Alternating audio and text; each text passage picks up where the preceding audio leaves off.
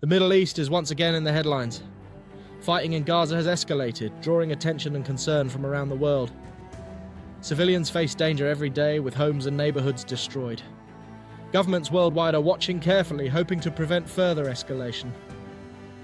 Hello, my friends, I am Professor Sagewell, here to help you understand this crisis with knowledge and perspective.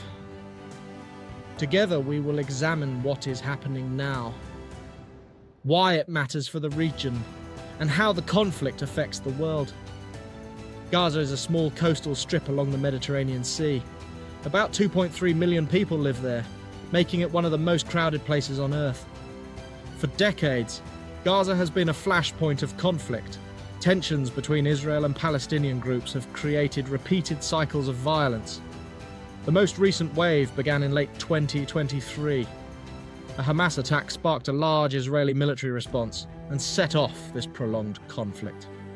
Since then, rockets, airstrikes, and ground battles have continued. Families on both sides live with fear, grief, and constant disruption.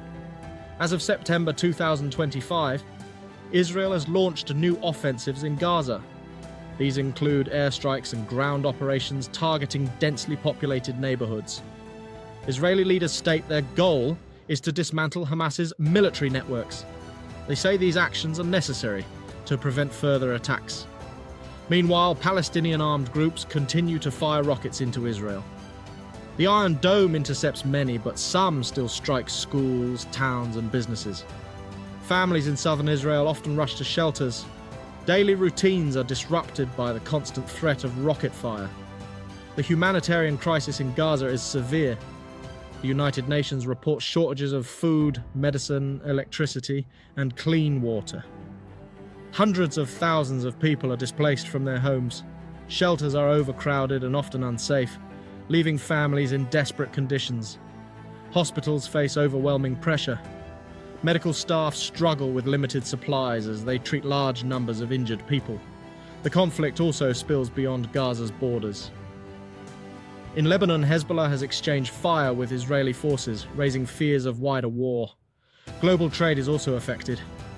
Attacks have disrupted shipping in the Red Sea and threatened the Suez Canal route. International responses remain divided.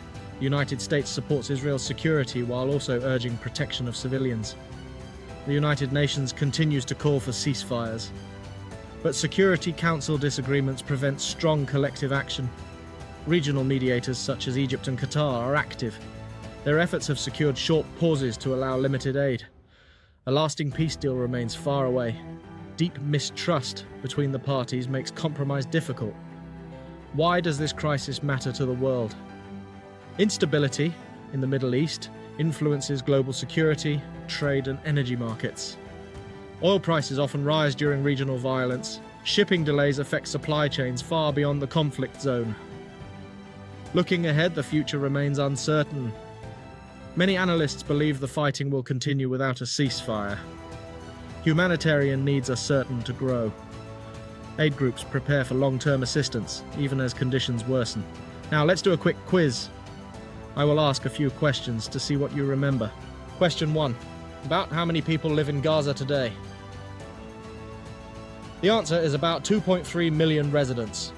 Question 2. What defense system does Israel use to intercept rockets? The answer is the Iron Dome. Question 3. Which two countries have helped mediate short pauses for aid? The answer is Egypt and Qatar, and here is today's classroom discussion question. How can nations balance their own security with the urgent need to protect civilians in conflict zones?